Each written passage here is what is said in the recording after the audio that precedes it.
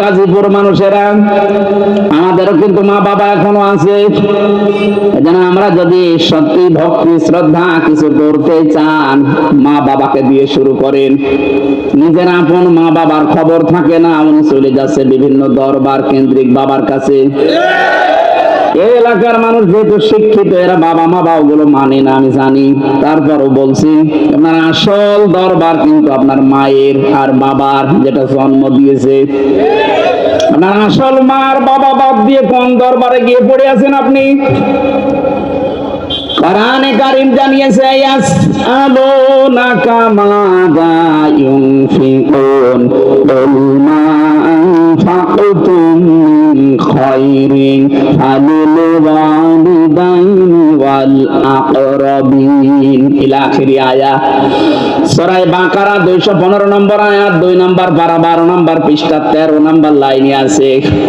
আল্লাহ পাক বলেন, হে নবী, দুনিয়ার মানুষরা যদি জিজ্ঞাসা করে যে টাকা পয়সা এখন আমি উপায় করতে শিখেছি, এই যে এই মানুষটা এতদিন পর্যন্ত মনে করেন টাকা পয়সা উপায় কি জানতো না, এখন আল্লাহ হয়তো তৌফিক দিয়েছে, টাকা পয়সা কামাই করা শিখে ফেলেছে, প্রতি মাসে 30-40 হাজার টাকা উপায় করতে পারে। আল্লাহ পাক বলেন, নবীও যদি জিজ্ঞাসা করে যে আমি টাকা পয়সা জীবনের প্রথম ইনকাম এটা আমি খরচ করব কোথায়, আমার কাছে যদি আমাকে জিজ্ঞাসা করেন, আমি কিন্তু আমার নিজের কথা বলবো যে আপনি জায়গা পাচ্ছেন না। এক কথা বলছেন না কেন? আপনি কোন পীর সাহেবকে জিজ্ঞাসা করলে ও বলবে জায়গা পাও না, দরবারে দুটো গরু কিনে দাও। যে যেই দলে আছে, মিনাল্লাযিনা ফাররাকু দীনাহুম ওয়া কানু শিয়া কুল্লু হিজবিন বিমা লাদাইহিম ফারিহুন। পৃথিবীতে যে যেই দলে আছে, মতে আছে, ওই দল নিয়ে আনন্দে আছে। এজন্য আল্লাহ ব্যাখ্যাটা কারো হাতে ছেড়ে দেয়নি, আল্লাহ বলেন ব্যাখ্যা আমি করব, শোন। মা আনফাকতুম মিন খায়রিন ফালিল ওয়ালিদাইনি ওয়াল আকরাবিন। হে নবী, আপনি বলেন যে ব্যাখ্যা কিন্তু হুজুর করে না, হামজা করে না, আমি নিজে করছি। তুই খরচ করবি জীবনে প্রথম ইনকামের টাকা, তুই উপায় করা শিখেছিস, এই টাকা সর্বপ্রথম তুই খরচ করবি ভালো কাজে। ভালো কাজ কোনটা, এটার ব্যাখ্যা যদি কারো হাতে ছেড়ে দেন, সে তার নিজের দিকে টেনে বলবে। আল্লাহ বলেন ব্যাখ্যাও কারো হাতে দেইনি, আমি নিজে ব্যাখ্যা করছি। ফালিল ওয়ালিদাইন, এই ফা আছে মাঝখানে। আরবি গ্রামার অনুযায়ী ফা শব্দটা 19টা অর্থে ব্যবহার হয়, এখানে আল্লাহ ব্যাখ্যা দেওয়ার জন্য ফা লাগিয়ে দিয়েছেন। আল্লাহ বলেন ফালিল ওয়ালিদাইনি, এই দুনিয়ায় সর্বপ্রথম তুই ব্যয় করবি তোর মার বাবার জন্য। এই ব্যাখ্যাটাকে আমি বানালাম, আল্লাহ নিজে ব্যাখ্যা করছেন। প্রথম নম্বরে তোর মা বাবা, এরপর আকরাবিন, তোর নিকট আত্মীয়। ও গাজীপুরবাসী মানুষের সবচাইতে বেশি নিকটে থাকে তার স্ত্রী, কথা বলেন না কেন? তারপরে তার সন্তান, বলেন, এরপরে তার ভাই, এরপরে তার বোন, ঘুমাচ্ছে, এরপরে তার চাচা, এরপরে ফুফু, এরপরে আত্মীয় স্বজন আরো যারা। বলেন তো সিরিয়াল আকারে প্রথম নাম মা বাবার, প্রথমে মা বাবা, স্ত্রী, সন্তান, এরপরে ভাই বোন, চাচা, ফুফু, এরপরে প্রতিবেশী। বলেন তো যে 9টা জিনিসের ভেতরে আছে, এর একটার ভেতরে কোন দরবারের নাম আছে? কোন জিন্দা বাবা মরা বাবার নাম আছে? কোন কারণে আপনি এই 9 জন বাদ দিয়ে একবারে চলে যাচ্ছেন সিলেটে? অনেকে যায় তাই বলছি, এই এলাকায় এসব নেই তাই টের পাচ্ছেন না। যে এলাকায় আছে, মরা হোক আর জিন্দা বাবা হোক, নিজের মা বাবার খোঁজ নেই, 9টা সিরিয়াল মানে না, একবারে যে পড়ে আছে দরবারে আল্লাহু আকবার। কথা বলছে না কেন? আমার মনে হয় এই আওয়াজ এই এলাকায় চলবে না, কারণ এই এলাকায় নেই তো।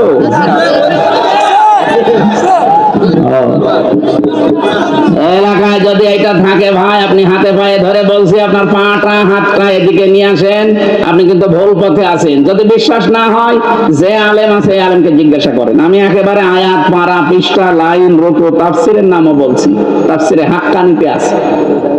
এই সিরিয়াল বাদ দিয়ে কোন কারণে আপনি সিলেটে যাবেন, চট্টগ্রামে যাবেন, বরিশালে যাবেন, আপনাকে বলে যাওয়া লাগবে আপনি ভুল পথে আছেন। এই মুহূর্তে আপনি থামেন। কি তিনটা অপরাধ যদি দুনিয়ায় কেউ করে, তিনটা, তাহলে তার শাস্তি আল্লাহ বলেন আমি ডবল করে দেব। একটা পাপ হবে আর শাস্তি হবে কয়টা? বলেন বলেন। এটা সূরা ফুরকানের 68 নম্বর আয়াতে আছে। আমার মনে হয় যদি আয়াতটা পড়ার পরে দেখেন যে হ্যাঁ এই রোগের রোগী এই এলাকায় আছে, তাকে ওষুধটা খাওয়া লাগবে, যদি থাকে আপনি দেখেন আল্লাযীনা লা ইয়াদউনা মা'আল্লাহি ইলাহান আখারা। এটা 68 নম্বর আয়াত সূরা ফুরকান 19 নম্বর পারার 4 নম্বর পৃষ্ঠার 13 নম্বর লাইনে আছে। এটা তাফসিরে ফি জিলালিল কোরআনে পাবেন। রব্বুল আলামিন বলেন দুনিয়ার মানুষ সাবধান, যারা ঈমানদার, যারা ঈমান আছে ভেতরে, তারা জীবনে তিনটা গুনাহ কোনোদিন করতে পারে না। তার এক নম্বরে আমি আল্লাহর সাথে অন্য কাউকে তারা ডাকতে পারে না। বাংলাদেশে বহু মানুষকে আমরা দেখি আল্লাহকে ডাকে, পাশাপাশি আরো কারকে জুড়ে নেয়, ইয়ালি বাবা, কেল্লা বাবা, ফতে বাবা, এই যে তাহেরি ভাই যেভাবে ডাকে, কথা বলে না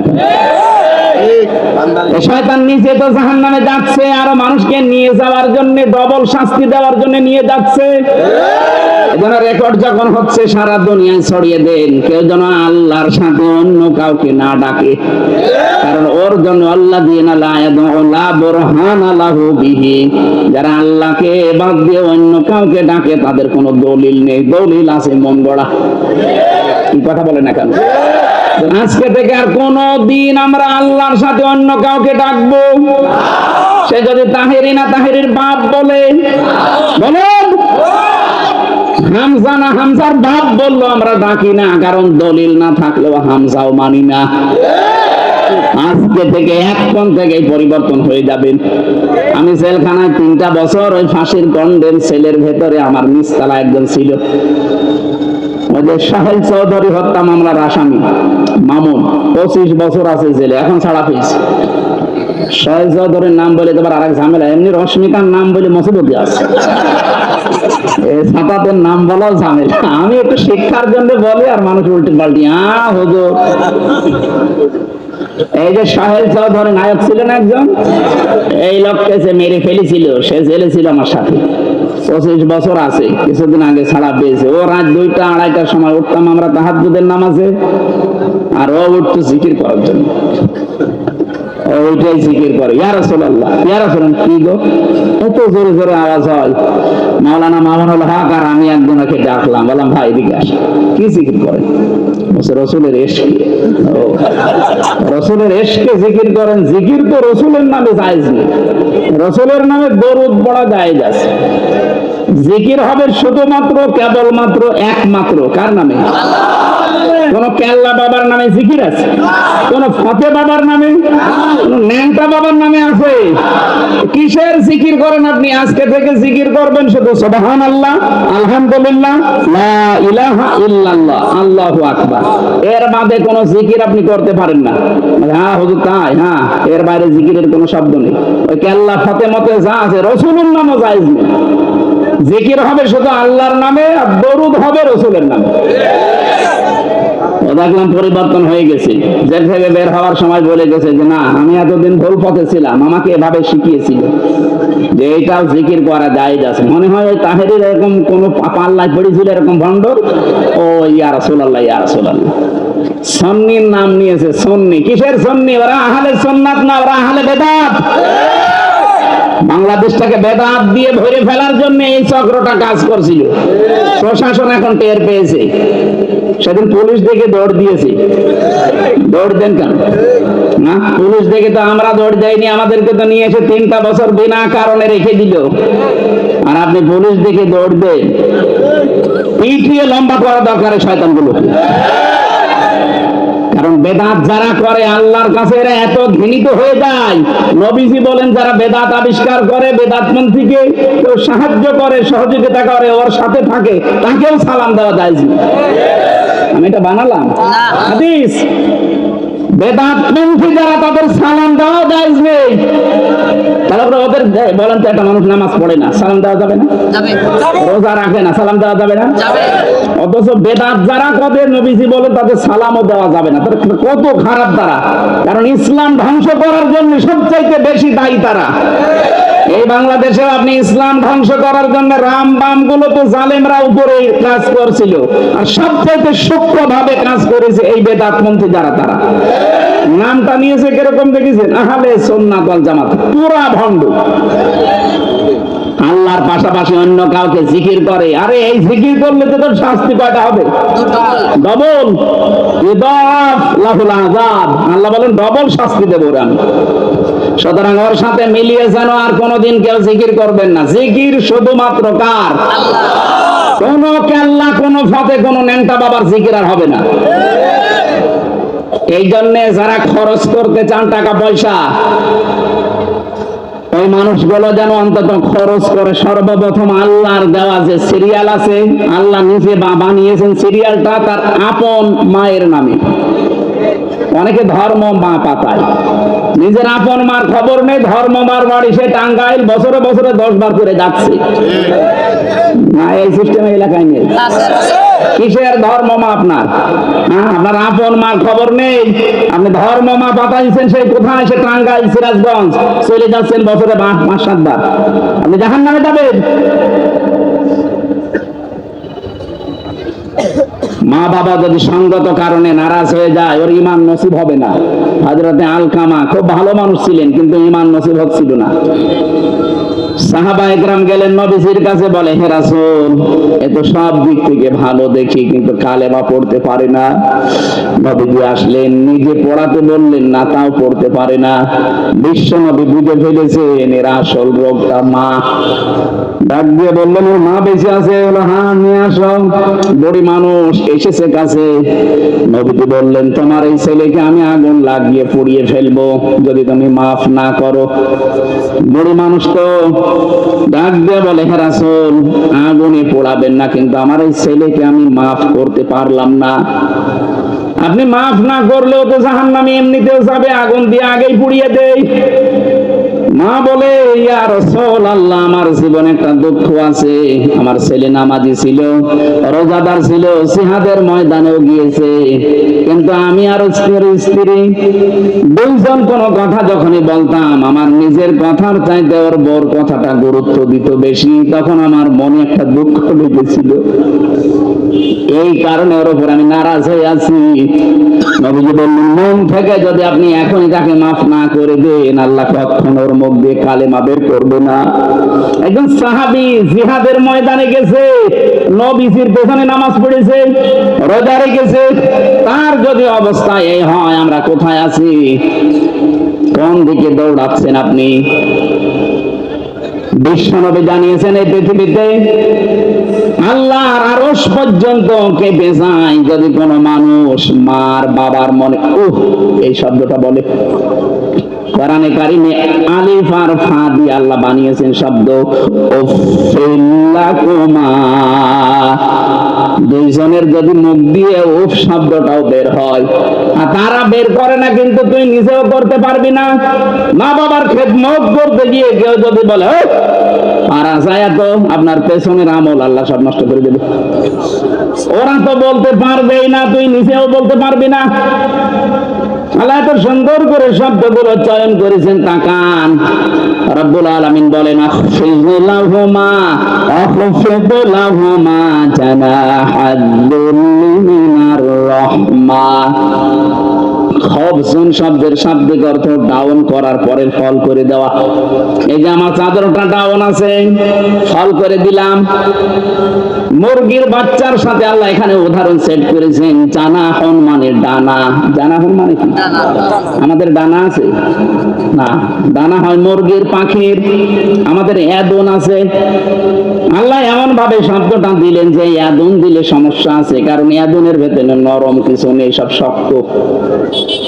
মুরগির যে ডানা, এখন ডানা, পাখির ডানা, ওর ভেতরে এমন নরম সফট কোমল একটা পাখা আছে, পর পালক, এত নরম, এত সফট, এত কোমল হয়, একটার সাথে একটা লেগে গেলে ওর নিচে যখন মার বাচ্চারা ওর নিচে আশ্রয় নেয়, পাখিটা এভাবে নিজের দানাটা ডাউন করার পরে ফল করে দিলে নিচে দেখবেন কিচির মিচির আওয়াজ হয়।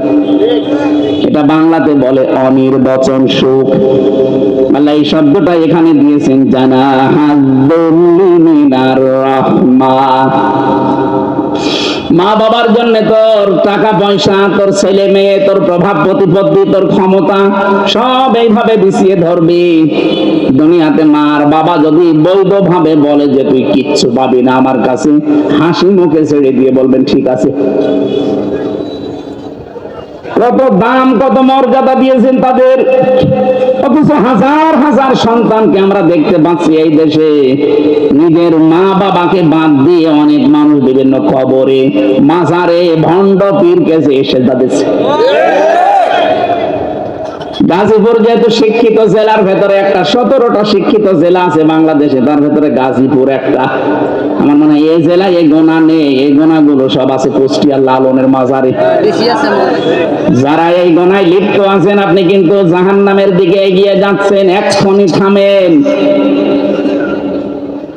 আল্লাহর সাথে শিরিক করা যেমন যাবে না, মা বাবার সাথে, তাদের সাথে খারাপ আচরণ করা যাবে না। রব্বুল আলামিন বলেন, আমার বান্দা লোকমান শুধু আমার সাথে পরিচয় করিয়েছে তার সন্তানটা, আর আমি তামাম দুনিয়ার সব সন্তানকে পরিচয় করিয়ে দিয়েছি তার মার বাবার সাথে। যেহেতু মর্যাদা সবচাইতে বেশি, এই জন্য আমাদের দায়িত্ব হবে, আপনি যদি টাকা পয়সা খরচ করতে চান এখন সিরিয়াল মানবেন, এই যে সিরিয়াল আল্লাহ বানিয়েছে, নাকি নিজে বানাবেন? বলেন বলেন। আল্লাহর এই সিরিয়ালে প্রথম নাম মায়ের, প্রথম আরো জোরে। সাহাবী বলেন, হে নবী আমি টাকা পয়সা খরচ করব, খেদমত করব, প্রথমে কার? বলেন তোর মার, তারপরে তোর মার, তারপরে তোর মার, তারপরে তোর বাবা। তিনবার মায়ের কথা দিয়েছেন, এই জন্য পৃথিবীতে আমাদেরকে দুনিয়ায় আনতে মায়ের খরচ, কষ্টটা বাবার চাইতে 3 গুণ বেশি হয়েছে। বাবা শুধু বিছানায় ছিল এতটুকু শেষ, বাকি যে 3টা কষ্ট একটাও আমার বাবা টের পায়নি। 10 মাস 10 দিন পেটে রাখার কষ্ট এটা বাবা টের পেয়েছে। আরো জোরে বলেন। মাদেরকে বলবো এখান থেকে একটা শিক্ষা আছে, এত কষ্ট করে 10 মাস 10 দিন সন্তান পেটে রাখেন, কিন্তু এই সন্তানটা যদি হারাম খেয়ে খেয়ে পেটে বড় হয়, আপনার স্বামীকে আপনি এখনই কন্ট্রোল করবেন। কত স্বামী আছে বৈধ অবৈধ নিয়ে উপায় করে নিয়ে আসে, আর আপনি সন্তান পেটে নিয়ে ওইটা খান। খাওয়ার পরে ওই সন্তান পেটে আস্তে আস্তে বড় হয়, অত জন্মগত ভাবেই হারামখোর। এই কথা বলছেন না কেন? আপনার এই সন্তানটা জন্মগত ভাবে হারামখোর তৈরি হচ্ছে। আপনি কিসের মা? একটা হারামখোর পেটে নিয়ে 10 মাস আপনি ধরেন। এটার জন্য তো শুধু স্বামী দায়ী না, আপনিও দায়ী। যখন বড় বড় মাছ নিয়ে বাজারে আসে, বাজার থেকে একটু বলতে পারেন না তোমার যা উপায়, এ বাজার তো তোমার দ্বারা সম্ভব না, কোথায় পেলে বলো? যদি হারাম কোনো কিছু হয়, তোমার এই হারাম সম্পদ খেয়ে আমি নিজে আমার পেটেরটা, তোমার হারাম সম্পদ দিয়ে আমি কোনো হারামখোর পয়দা করতে পারবো না। যদি তোমার ভালো না লাগে আমাকে বাদ দিয়ে দাও, তাও তো হারামখোর পেট থেকে যাবে। মা বোনেরা শক্ত হবেন আশা করছি। তাহলে হযরতে ফাতিমাতুজ জোহরার সাথে কিয়ামতের দিন আপনি জান্নাতে থাকতে পারবেন। হ্যাঁ, নামাজ পড়লে, রোজা রাখলে, হজ করলে জান্নাতে যাবেন। কে বলিস আপনাকে? হযরতে খাদিজা তো জীবনে এক ওয়াক্ত নামাজ পড়েননি, কারণ নামাজ ওই সময় ফরজই হয়নি। তার আগে উনি মারা গেছে 2 বছর আগে। উনি হজ করেননি, উনি যাকাতও দিতে পারেননি। এগুলো নাজিল হয়েছে সব ওনার ইন্তেকালের পরে। এই কথা বলছেন না কেন? হজ ফরজ হয়েছে ওনার ইন্তেকালের 8 বছর পর, রোজা ফরজ হয়েছে ওনার ইন্তেকালের পর, নামাজ ফরজ হয়েছে ওনার মরে যাওয়া ইন্তেকালের 2 বছর পর। অথচ আল্লাহ নিজে তাকে সালাম দিয়েছে, জান্নাতের ভেতরে খাদিজার জন্য একটা ঘরও আল্লাহ বানিয়ে রেখেছে।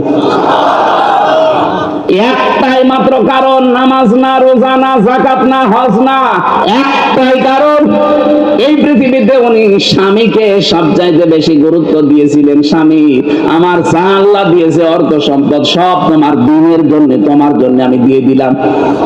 আপনার স্বামী যতুইনু আলা দীনি যাওজাতিহা, কোন স্ত্রী যদি স্বামীকে দিনের পথে চলার জন্য, ইসলামের পথে চলার জন্য উদ্বুদ্ধ করে, পেছন দিক থেকেও আর সাহায্য করে, উদ্বুদ্ধ দেয়, সহযোগিতা করে, উৎসাহ দেয়, কিয়ামতের দিন তাকে আল্লাহ খাদিজার সাথে জান্নাতে দিয়ে দেবে। কিন্তু অধিকাংশ মহিলা আরো বাধা দেয়। আপনি একটু শক্ত হতে পারেন না যে আপনি হারাম ইনকাম করবেন, ওটা নিয়ে নাই, ঠিক আছে আমি খাইলাম, দুইজন মিলে তৃপ্তি সহকারে খাওয়ার পরে পেটে তো একটা আছে, এটা তো জন্মগত ভাবে হারামখোর তৈরি হচ্ছে, বড় হলো হারামখোর হবে। আমি হারামখোর পেটে নিয়ে ঘুরতে চাই না।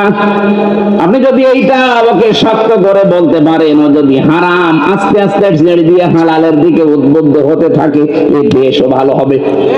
কথা বলেন না কেন? মায়ের এই কষ্টটা, 2 নম্বরে মাঝে ডেলিভারির কষ্ট সহ্য করে। বিজ্ঞান এখন প্রমাণ করছে একটা মানুষ সর্বোচ্চ 45 ডিগ্রি কষ্ট সহ্য করতে পারে। 45 ইউনিট, এর উপরে কষ্ট দিলে মানুষ মরে যাবে। কিন্তু একটা মহিলা দুনিয়ায় সন্তানকে মুখ দেখাতে 57 ইউনিট কষ্ট সহ্য করে।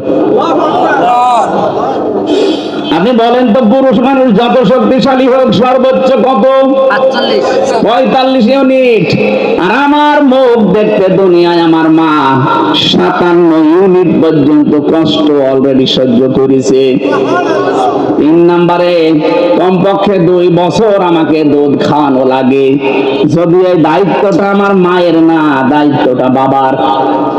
দুধ খাওয়ানোর দায়িত্বটা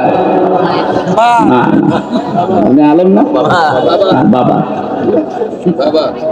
সূরা বাকারা 2 নম্বর পারা 17 নম্বর পৃষ্ঠার 1 নম্বর লাইনে 231-32 নম্বর আয়াত। ওয়ালিদাতু ইরদিনা আওলাদাহুন্না হাওলাইনি কামিলাইনি লিমান আরাদা আইয়ুতিম্মার রাদা।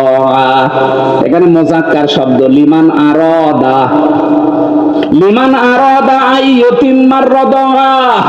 আপনি যারা গ্রামার বইতে জিজ্ঞাসা করেন শব্দটা মুয়ান্নাস না মুযাক্কার, এটা স্ত্রীলিঙ্গ না পুরুষ লিঙ্গ। তার মানে দুধ খাওয়ানো 2 বছরের দায়িত্ব কিন্তু মায়ের না, এ দায়িত্ব বাবার। মা যদি পালন না করে মার গোনা হবে না, কিন্তু বাবা যদি পালন না করে বাবার গোনা হবে। প্রশ্ন আসতে পারে, বাবার তো মেশিন পত্র নেই। হ্যাঁ নেই, মেশিন নেই তো এই কারণেই তো মাকে দিয়ে আপনাকে পালন করানো লাগে। মা যদি বলে না, এক একটা সন্তানের দুধ খাওয়াতে আমি 5 লাখ করে টাকা চাই, তাই আপনাকে দেওয়া লাগবে। আমার মনে হয় এটা মাইকে বলা ঠিক হলো না, কারণ আমার ম্যাডাম যদি দেখে, ও সাটা কালকে বলবো টাকা দাও। কারণ আমার মেয়ে এখন কেবল 3 মাস বয়স। ও যদি বলে ওয়াজ করা না তোমার মেয়ে, তুমি হয়তো না, আমার তো মেশিন পত্রই নেই, আমি খাওয়াবো কি দিয়ে? যদি বলে আমি খাইয়ে দেবো অসুবিধা নেই, কিন্তু 5 লাখ করে টাকা দেওয়া লাগবে। আমার 3 মেয়ে, 15 লাখ যাবে আমার। ঠকবো, আর কোনোদিন বলবো না। মাইকে বলা ঠিক হলো? সম্মানিত মা বোনেরা, আপনাদেরকে আল্লাহ এই জিনিসপত্র দিয়েছে, এই কারণে তো মর্যাদা বেশি। 1 ফোঁটা দুধ যদি সন্তানের গলদেশ দিয়ে যায়, নবীজি বলেন একটা মরা মানুষকে জিন্দা করে দিলে যে সব হয়, সব আল্লাহ মায়ের আমল নামায় লিখে দেয়। রাতের বেলা 8-9 বার 10 বার করে ওঠা লাগে সন্তানকে দুধ দিতে। 1-1.5 ঘন্টা 2 ঘন্টা পরে পরে ওর ক্ষুধা লাগে। আমি তো নিজে দেখেছি, আমি নিজে ঘুমালো 8-9 বার 10 বার করে রাতের বেলায় উঠে উঠে দুধ খাওয়ায় সন্তানকে। বিশ্ব নবী জানিয়েছেন সারা রাত তাহাজ্জুদ পড়লে যে সওয়াব হতো মায়ের আমল নামায়, এই দুধ খাওয়ানোর কারণে আল্লাহ ওই সওয়াব লিখে দেয়। এটা তিনটা কষ্ট বললাম, সন্তান পেটে নেওয়া, ডেলিভারি করা আর দুধ খাওয়ানো। পৃথিবীর কোনো বাবা টের পায়? বলেন না কেন? এটা শুধুমাত্র মায়ের কাজ। আল্লাহর নবী বলেন এই কারণে মায়ের মর্যাদা আল্লাহ 3 গুণ বাড়িয়ে দিয়েছেন। এতটুকু আল্লাহ শেষ করেননি, হাদিস আরেকটা পেয়েছে, নবীজি 4 বার মায়ের নাম বলে 5 নাম্বারে বারে বাবার নাম বলিস। আমার মনে হয় বাবার নাম না বললেও হতো। এই জন্য আমরা যারা এখানে সন্তান আছে, আমাদের এখনই ফরজ দায়িত্ব কিন্তু নামাজের মতো, রোজার মতো। মা বাবার আইন মানা ফরজ না, মা বাবার সেবা করা ফরজ। আইন মানা শুধুমাত্র ফরজ কার? আল্লাহ। ওয়াকাযা রাব্বুকা আল্লা তা'বুদু ইল্লা ইয়্যাহু ওয়া বিল ওয়ালিদাইনি ইহসানা।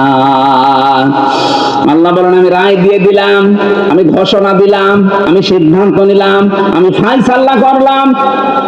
আমার রায় হচ্ছে আমি আল্লাহ ছাড়া কারো ইবাদত করা যাবে না, আর দুনিয়ায় যাদের মা বাবা আছে তাদের সাথে ভালো ব্যবহার করা লাগবে। এই ইহসান শব্দের ভেতরে খরচও আছে। এজন্য মা বাবার জন্য কেউ যদি খরচ করে ওই টাকার হিসাব আল্লাহ কিয়ামতে নেবে না। আপনি যদি মায়ের খরচের জন্য মাসে 5,000 টাকা করেন, মনে করবেন 5,000 টাকা আল্লাহর সাদকা করলাম। কেউ যদি মায়ের পান কিনতে, স্যান্ডেল পর্যন্ত কিনতে প্রতি মাসে মাসে আপনার যদি 2,000 খরচ হয়, মনে করবেন 2,000 আমি আল্লাহর রাস্তায় সাদকা করে আসলাম। অথচ সে আপন মা বাবা বাদ দিয়ে কোন ভণ্ড কোন দিক থেকে বের হয় গাছতলা পুড়ে, সেখানে যে পাগলের মতো খরচ করে। কোন লাভ নেই ভণ্ডর পেছনে খরচ করে। ও নাম দেখলেন না, 9 নাম্বার পর্যন্ত নাম নেই।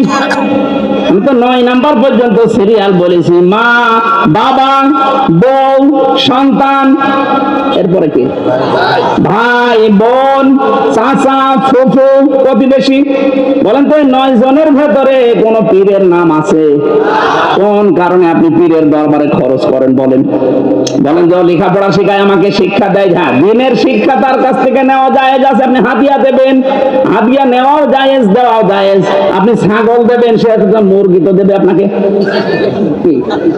আপনি ছাগল দিয়ে আসবেন না, সে হাদিয়া খালি নিয়ে যাবে, দেওয়া যে সুন্নাত সেটা তো মানে না। কোন পীরের দরবার দেখান যেখানে হাদিয়া দিলে একটু কিছু ফেরত পাওয়া যায়? দেখান। কত দরবার খালি বসে আছে, নিয়ে আসেন নিয়ে আসেন। আমি 18 দরবারের কথা বলছি। কোন কারণে আপনি ওখানে যাবেন? ওর যে চেহারা সুরত দেখেছেন, শয়তান পর্যন্ত ওরা দেখলে লজ্জা পায় যে একটা পীর। আজকে গাজীপুরের এই কালিয়াকোট এই রসুলপুর যে জামে মসজিদের উন্নয়নে মাহফিল দিয়েছেন, সকালবেলা যদি এই লোকটা ওখানে যেয়ে দেখে যে ইমাম সাহেব দাড়ি কেটে সফা ডাক দিয়ে বলবো হুজুর আপনার দাড়ি কই? যদি বলে আরে ভাই দাড়ি তো আমার নেই, ঠিক আছে তুমি যে মুসল্লি তোমার তো নেই। মুসল্লি বলবো হুজুর দাড়ি ছাড়া মুসল্লি হওয়া যায়, দাড়ি ছাড়া ইমাম হওয়া যায় না। বলবে না? বলেন। গাজীপুর বাসী দাড়ি ছাড়া, গাজীপুর একটা জেলা বাংলাদেশে, কালিয়াকার একটা থানা, এরকম 630টা থানা আছে। রসুলপুর এরকম একটা গ্রাম, 70,000-এর উপরে গ্রাম আছে এদেশে, তার ভেতরে একটা গ্রামে রসুলপুর। এই গ্রাম কে চেনবে? আপনার বাইরের জেলায় যান, অনেকে রসুলপুর চেনেই না। এই মসজিদের ইমামতি করার জন্য যদিও দাড়ি ছাড়া ইমাম হতে না পারে, দাড়ি ছাড়াও বিশ্ব ওলি হয় কি করে? যারা রাসূলের সুন্নাত মানে না, ওটা দাড়ি ছাড়া ওলি না, ওটা বিশ্ব শয়তান। কেউ যাবেন? যাবেন কেউ? কোন ভণ্ডর দরবারে যাওয়া যাবে না। রাগ বললেও আমার কিছু করার নেই, হক কথা পিতা লাগে। কথা বলেন না কেন? আল্লাহ রাব্বুল আলামিন বলেন হুনাফা লিল্লাহি মুশরিকিন গায়রা মুশরিকিন বি। হুনাফুন শব্দের শাব্দিক অর্থ একনিষ্ঠ। আপনি এখন থেকে আল্লাহর ইবাদতে লেগে পড়বেন একেবারে একনিষ্ঠ ভাবে, গায়রা মুশরিকিন বি, তার সাথে শিরিক করা যাবে না। বলেন বলেন যাবে না। তার ক্ষমতার সাথে শিরিক যেন না হয়, তার শক্তির সাথে, তার আইনের সাথে। আজ বাংলাদেশের বহু শিরিকের শিরিকের ভেতরে এইটাও একটা, আল্লাহ যেটা পারে ওটা অন্য কেউ পারে এই বিশ্বাস করার নাম শিরিক। আলা লাহুল খালকু ওয়াল আমর, বিশ্ব বানিয়েছে কে? আইন চলবে কার? অথচ এই বিশ্ব আল্লাহ বানিয়ে তার আইন বাদ দিয়ে যারা মানুষের তৈরি করা আইনে দেশে কায়েম করতে চান তারা শিরিক করছেন। আর শিরিক যারা করে তারা মুশরিক। এর চাইতে আর কি বলা যায় বলেন তো? এরপরও অনেকে বলে হুজুর আমার বুঝি আসে না। এদিকে আসেন, আসেন এদিকে আসেন। কানের নিচে দুই থাপ্পড় দিয়ে তারপর কান গরম করে ফেলছে। এত সহজ ভাবে বোঝালেও তুমি বোঝো না, অন্য কিছু তো ভালো বোঝো। আলা লাহুল খালকু ওয়াল আমরু ইনিল হুকমু ইল্লা লিল্লাহ, এগুলো কি বানালাম না কোরআনে আছে? সূরা আরাফ 54 নম্বর আয়াত, ওটা সূরা ইউসুফ 40 নম্বর আয়াত। আল্লাহ বলেন আমি বানিয়েছি, আমার হুকুম চলবে। সুতরাং আল্লাহর আইন বাদ দিয়ে বাংলাদেশে যারা অন্য কারো আইন কায়েম করার জন্য চেষ্টা করছেন, সে যেই হোক, সে শিরিক করছে। আর শিরিক যারা করে তারা আরো জোরে বলেন। এবার হাত তোলেন তো, এদেশে মুশরিক আছে না নেই? কারা আছেন হাত তোলেন। না আপনি, আমি হাসির খোরাকি দেই, মুশরিক হয়ে আপনি জাহান্নামে যাবেন। কয়দিন থাকবেন দুনিয়া বলে? আমি তো দেখতে পাচ্ছি কোরআনের এই আয়াতগুলো দিয়ে সামনে যে আপনি মুশরিক, জাহান্নামে যাচ্ছেন। শিরিক বিল্লাহ, যে ব্যক্তি আল্লাহর সাথে শিরিক করে, ফাকান্নামা খাররা মিনাস সামা ফাতাখতাফুহু আত-তায়রু, তাকে যেন পাখি ছো মেরে আকাশ থেকে ফেলে দেয়। কত বড় কঠিন কথা আপনি টের পাচ্ছেন? এখান থেকে 10 তলা বিল্ডিং এর উপর নিয়ে ফেলে দিলে তো আপনার জীবন শেষ। আর পাখি আপনাকে ছো মেরে নিয়ে গেছে হাজার হাজার মাইল দূরে, ওখান থেকে ছুঁয়ে ফেলে দিচ্ছে। আও তাহবিবিহি রূহু ফি মাকানিন সাহিক, আল্লাহ বলেন বাতাসের ভেতরে সে যেন শূন্যে ঘুরে বেড়াচ্ছে। শব্দগুলো এত কঠিন শব্দ আল্লাহ নিজে নিজে সেট করেছেন এই শিরিকের বিরুদ্ধে, অথচ বাস্তবতায় দেখছি শিরিক করে আবার অনেকে আনন্দে আছে, জান্নাতের আশা করেন আপনি। সুতরাং এই মুহূর্তে আপনার সিদ্ধান্ত পাল্টাতে হবে। যাদের বিশ্বাসের ভেতরে, যাদের আকীদার ভেতরে শিরিক আছে, এখনই আপনাকে পাল্টাতে হবে। কাদের কাদের আছে আপনি টের পাচ্ছেন, আমি নাম না ধরলেও। যারা আল্লাহর আইন বাদ দিয়ে অন্য কারো আইন দেশে জারি করতে চান তারা শিরিক করছেন। দলিল এই যে আয়াতগুলো বললাম। যারা আল্লাহ বাদে অন্য কাউকে ক্ষমতার মালিক মনে করেন, যেমন বহু মানুষ বলে ক্ষমতার উৎস জনগণ, এটা শিরিক।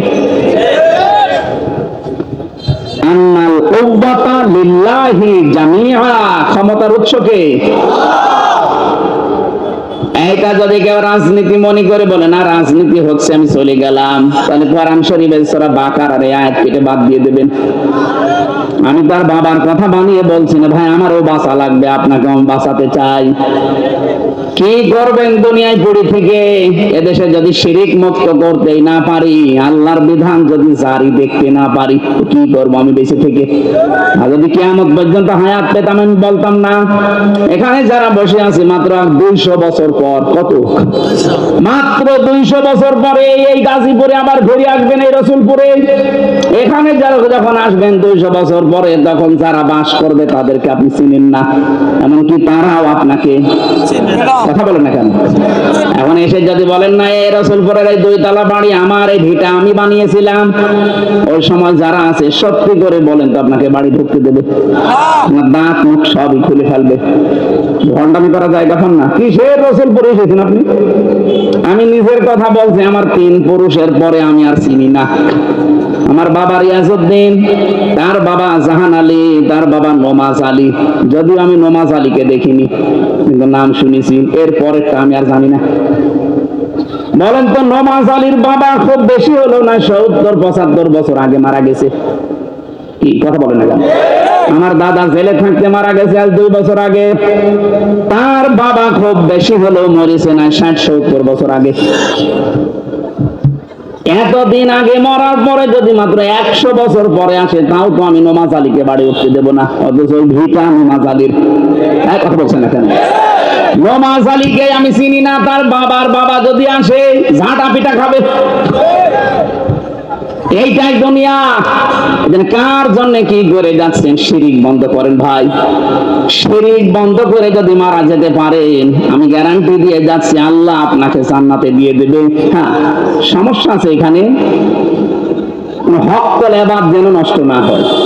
মানুষের অধিকার যেটা, সেটা যদি আপনি নষ্ট করে থাকেন তাহলে আপনার খবর আছে। মানুষের অধিকার কি? এই 15.5 বছরে মানুষের যত অধিকার নষ্ট হয়েছে, এই 53 বছরও এত অধিকার হয়নি। আপনার কারণে বহু মানুষ তার উপরে চেয়ারে উঠতে পারেনি, এরকম ক্ষমতা অনেকে দেখায়নি। আপনার কারণে অনেকে ব্যবসা বাণিজ্য করতে পারেনি, খালি চাঁদাবাজি চাঁদাবাজি, নাকি গাজীপুর এসব নেই? আপনি মিথ্যা মামলা দিয়ে, মিথ্যা সাক্ষী দিয়ে তার জীবনটা নষ্ট করে দিয়েছেন। খুন করে, গুম করে, আয়না ঘরে বন্দি রেখে সব উলট পালট করে দিয়েছেন। এমন মানুষ দুনিয়ায় ছিল না? এখন যদি ওই মানুষ বসে বলে আস্তাগফিরুল্লাহ, মাফ হবে কি করে? আপনি তার আল্লাহর কাছে তো দোষ করেন, দোষ করেছেন হামজার কাছে। কথা বলেন না কেন? আমার 3টা বছর নষ্ট করলেন জেলে রাখে বিনা কারণে। 30 থেকে 32 লাখ টাকা নিয়েছেন আমার বাবার কাছ থেকে বিনা কারণে। এখন সেই মামলার আয় আমারে কল দেবো, হুজুর মাফ করে দিন। কিসের মাফ? আগে টাকা ফেরত দিন। মাফ তো করবো, আগে টাকা ফেরত দেন। আর 3 বছর আমার মতো ফাঁসির কন্টেন্ট ছেলে থাকে না, কথা বলছে না কেন? আমার জীবনটা নষ্ট করে দিয়ে এখন হুজুর মাফ করে দিন। আর কে মারা মাফ কি পড়ে আছে যেখানে সেখানে। 15.5 বছরে যার কারণে আমরা ভোট দিতে পারিনি, তাকে আপনি আন্দাজে মাফ করে দেবেন মানে? এখন যদি তারা মিথ্যা কথা ছড়ায় যে আমি নির্বাচিত ছিলাম, আমাকে উৎখাত করা হয়েছে, ওর দাঁত মুখ খুলে অন্য জায়গায় লাগানোর দরকার না? নির্বাচিত ছিলেন কে বলেছে আপনাকে? এই জন্য যারা এতদিন এই 8 সাল থেকে 24 সাল পর্যন্ত যারা দায়িত্বে ছিল, এদেরকে সাবেক এমপি সাবেক মন্ত্রী বলা জায়েজ নেই। কারণ এরা নির্বাচিত না, ভোটে এরা জোর করে। এতটুকু বলতে পারেন এরা ভোটছো। কথা বলো না কেন? যদি পত্রিকায় বা এই পোস্টারে কোনো সময় লিখেন তাদের নাম, লিখবেন সাবেক ভোটছো। এতটুকু লেখেন না, আরেকটু বেশি করে লিখবেন সাবেক ডাকাত। আমরা সাবেক এমপি সাবেক মন্ত্রী সাবেক উপজেলা চেয়ারম্যান সাবেক মেয়র মানি না, কারণ আমার ভোটে আপনি নির্বাচিত হননি। এই 8 সাল থেকে 24 সাল যারা দায়িত্বে ছিলেন, সব রাষ্ট্রের টাকা বেতন নিয়েছেন, ভাতা নিয়েছেন, ফেরত দেওয়া লাগবে, নয়তো আপনার জীবনও মাপ নেই। এইটা মাপ নেই, আর 2 নম্বরে শিরিকটা মাপ নেই। আশা করছি আপনি বুঝেছেন। এরপরও যদি কেউ না বোঝার ভান করে থাকেন, আমি মনে হয় হবে না, বাকারি শরীফ লাগবে। বুখারী শরীফ কোরআন শরীফ দিয়ে আপনার আর হবে না। কি শরীফ? বাকারি শরীফ লাগবে। মা বোন যারা এসেছেন শক্ত হবেন। স্বামী যদি অবৈধ কোনো পথে পা বাড়ায়, দরকার হয় ওর সংসার ছেড়ে দেন, ওটা ছেড়ে দিয়ে অন্য জায়গায় বিয়ে করেন। তা ওর হারাম জিনিস পেটে নিয়ে হারামখোর সন্তান দুনিয়ায় রেখে যাবেন না। ওটাকে হারামখোর তৈরি হচ্ছে, পরবর্তীতে ওটা সাদগাতুল জারিয়া। শোনেন, গোনায়ে জারিয়া যে আছে, সাদগাতুল জারিয়া শুনে উনি আনন্দ করে। আরে ভাই, গোনা জারিয়াও আছে। এমন সন্তান রেখে যাবেন যে হারামি খারামি কাজ করবে, আপনার কবরে সব ফিলাক্সি লোড হয়ে যাবে, বিকাশ হয়ে যাবে, নগদ হয়ে যাবে। বলো হুজুর আমার বিকাশ নাম্বার খোলা নেই, এমনি খুলে যাবে। আবার খোলা লাগবে, আপনার ছেলে আর মেয়ে যা করছে খোলা লাগবে। এই জন্য আমরা যেন শিরিক অন্তত না করি। আর মানুষের অধিকার যারা নষ্ট করেছেন, আমি আহ্বান জানাচ্ছি, যদি মাপ পেতে চান, সত্যি যদি আপনার মনের ভেতরে একটু উকি মারে, না আমার এটা ঠিক হয়নি, তাহলে যার যার কাছে অপরাধ করেছেন, যাকে মিথ্যা মামলা দিয়েছেন, মিথ্যা কেস দিয়ে, মিথ্যা সাক্ষী দিয়ে, ব্যবসা বাণিজ্য করতে দেননি, রাতে বাড়িতে ঘুমাতে দেননি, তার বাড়িতে যান, যে বলেন ক্ষতি হয়ে গেছে আপনার, আমি আপনার ক্ষতিপূরণ দিতে চাই। যদি 10 লাখ টাকা ক্ষতি হয়, তার ক্ষতিপূরণ দেন। আমার যেমন 32 লাখ টাকা দেওয়া লাগবে না, আমি জীবনও মাফ করবো না। এরকম যার যার ক্ষতি হয়েছে 15.5 বছর এই ক্ষতিপূরণ দেবেন। তার কাছে একেবারে বিনয়ী ভাবে বলবেন, আমার যা হয়েছে হয়েছে, মাফ করে দেন, নাই তো আমি মরণের পরও মাফ পাবো না। তাহলে তার মাফ হবে। ও যদি মন থেকে বলে ঠিক আছে যান। আমার মনে হয় এরকম এই দেশের 18 কোটি মানুষের যদি কাউকে মাফ করে দেয়, ব্যারিস্টার আরমানের বউ জীবনও মাফ করবে না। তার স্বামী ছাড়া 8টা বছর জানেই না স্বামী বেঁচে আছে কিনা। কত মানুষকে দেখতাম ওই মাটির নিচে, আমিও তো ছিলাম, আমি তো ছোটটাই ছিলাম, আর ওটা বড়টাই ছিল, বিগটাই ছিলাম, আমি মিনিটাই ছিলাম। দেখেছি এত বড় বড় নখ হয়ে গেছে কারো কারো, 2 বছর 5 বছর 7 বছর আছে, কেউ জানেই না। এই দেওয়ালের সাথে খসিয়ে খসিয়ে লিখে রাখতো, ভাঙ্গা ভাঙ্গা কণ্ঠে, ভাঙ্গা ভাঙ্গা অক্ষরে, ভাই যদি কেউ বাইরে যেতে পারেনি নাম্বারটা জানাবেন যে আমি বেশি আছি। একটা মানুষ আজ 8 বছর 10 বছর 14 বছর পড়ে আছে, ও জানে না যে এটা কোন বছর, ওর নাম কি ও তাও ভুলে গেছে। কোন বছর এটা, কোন মাস এটা, কি বার এটা, কয়টা বাজে ও কিচ্ছু জানে না। আন্দাজের উপরে চলছে 10 বছর 14 বছর, আর আপনি বলেন হুজুর মাফ করে দিন। ইয়ার কি মারা জায়গা পাও না? তোমার এইভাবে 5 দিন রাখি, বাবার নাম ভুলে যাবা। এখনো পর্যন্ত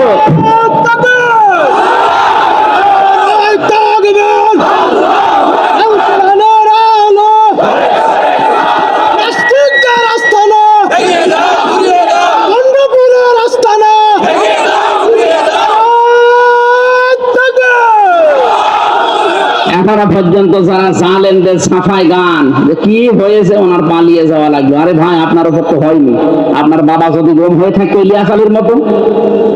আমার মেয়েটা এখনো পর্যন্ত, মেয়েটা এখনো আমার চেনে না, আমার কাছে আসতে চায় না। ও বলে যে এরকম হুজুর বহু দেখেছে। আমারে বলে আঙ্কেল আমাদের বাড়িতে চলে। কি আশ্চর্য গো, মেয়ের মুখে আঙ্কেল শোনা লাগে, বাপ বলেও ডাকে না। আপনি হাসেন আর আমার মন কি দুঃখ বলেন তো। মেয়ে আমারে বাপ বলতে চায় না, কারণ ও মনে করবে এ বাপ কিরকম বাপ।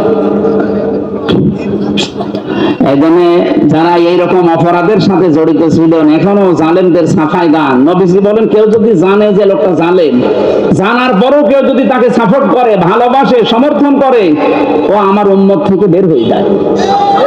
এই জন্য অন্তত যা হয়েছে হয়েছে, আপনি আবার জালেমের সাপোর্ট করে নিজের কপালে আগুন লাগাবেন না। আল্লাহ তুমি আমাদেরকে বাঁচাও, বলেন আমিন। আমার যতটুকু কোরআন হাদিস পড়ে ধারণা আর সাহাবায়ে কেরামের জীবন পড়ে, মেয়েরা যদি এখন সামনে শক্ত হয়, হারাম ইনকাম অনেক স্বামী বন্ধ করে দেবে। সামনে অনেক হারাম কাজ যেগুলো হয় এগুলো বন্ধ করার জন্য ছেলের বাবারাও একটু অ্যাক্টিভ হওয়া লাগবে। সামনে কোনো বিয়েতে বরযাত্রী যাওয়া জায়েজ নেই। এই যে গায়ে হলুদ, এটা হিন্দুদের কালচার, সুতরাং বরযাত্রী এটা হিন্দুদের কালচার, এগুলোতে মুসলমান আর যাবেন না। অলিমা করেন, আপনি যদি পারেন সামর্থ্য থাকে অলিমা করবেন। অলিমা কি ছেলের বাড়ি না মেয়ের বাড়ি? ছেলের বাড়ি অলিমা কয়জন করে? কয় আমি তো দেখি না, খালি বরযাত্রী যাওয়া ধান্দায় আছে। তার 200, 300, 500 জন বরযাত্রী যায়। এগুলো ইতর, ছোট লোক আর ইতর ছাড়া কেউ বরযাত্রী যায় না। আজকে থেকে বরযাত্রীর দাওয়াত আসলে মাইনাস। কথা বলে না কেন? আপনি জাহান্নামে নিয়ে যাবেন, তাই বলে আমি তো যেতে পারি না। এখন থেকে যদি বরযাত্রীর দাওয়াত আছে আর গ্রহণ করবেন। কারা কারা বরযাত্রী যাবেন না দেখি? বলেন, হাত তোলেন। এমন হয় যাবে। ঠিক আছে, আলহামদুলিল্লাহ। এই এলাকায় বিয়ে দিয়ে আবার শান্তি পাওয়া যাবে। বারবার বলছি এই কারণে, কারণ আমার তো ছেলে নেই, মেয়ে, আমার তো বাঁচা লাগবে না, এই কারণে মাসলাটা বললাম না। নবীজি যতগুলো বিবাহ করেছিলেন সব অলিমা, সব কি একটাও কি বরযাত্রী নিয়ে গিয়েছে? আপনার সামর্থ্য থাকলে ছেলের বাবারা এই কাজ করবেন। আমার যেহেতু অনুষ্ঠানটা হঠাৎ করে এটা করা, আজকে আবার আরেকটা আছে রাত 8:30টায়, আর মাত্র 1 ঘন্টা 15 মিনিট আছে। ওখানে কয় কিলো এখান থেকে? 7 ঘন্টা লাগবে, 20 কিলো মতো। 20 কিলো। আমি তো আর মেশিন না যে যেই উঠে পড়বো, একটু খাওয়া দাওয়া আছে, নামাজ কালাম। টাইমটা বললাম। সুবহানাল্লাহ, আলহামদুলিল্লাহ। আমার যে জেলখানায় লিখিত কয়েকটা বই ছিল, একটা মনে হয় নিয়ে এসেছে, স্টেজে আছে না, বামে মনে হয় দাঁড়িয়ে গাড়ি আছে। শিক্ষিত মানুষদের জন্য এটা কাজে লাগবে। সৃষ্টি জগৎ নিয়ে লেখা আছে, অনেক তথ্য দেওয়া আছে, কয়টা নিয়ে যান। আল্লাহুম্মা আমিন। লা ইলাহা ইল্লা আনতা সুবহানাকা ইন্নী কুনতু মিনাজ জালিমিন। আল্লাহুম্মা গফিরলি ওয়ারহামনি ওয়াহদিনি ওয়াআফিনি ওয়ারযুকনি ইয়া রাব্বাল আলামিন।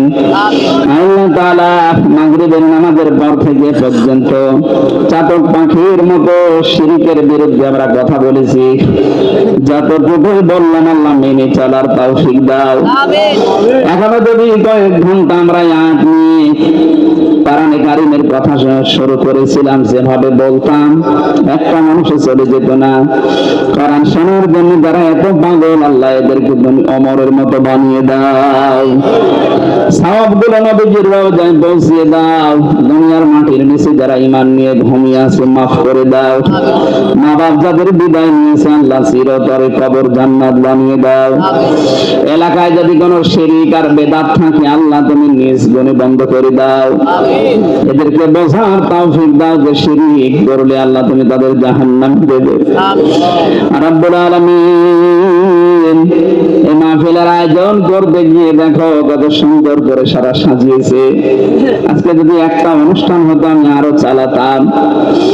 যত সুন্দর করে এরা অনুষ্ঠান সাজিয়েছে, আল্লাহ এই মানুষগুলোকে জান্নাতের চাইতে সুন্দর বাড়ি দান করো। সম্মানিত মা বোনদেরকে খাদিজার মতো, আয়েশার মতো বানিয়ে দাও। আমরা যারা অসুস্থ আছি আল্লাহ শেফায়ে কামেলা আজেলা নসিব করে দাও।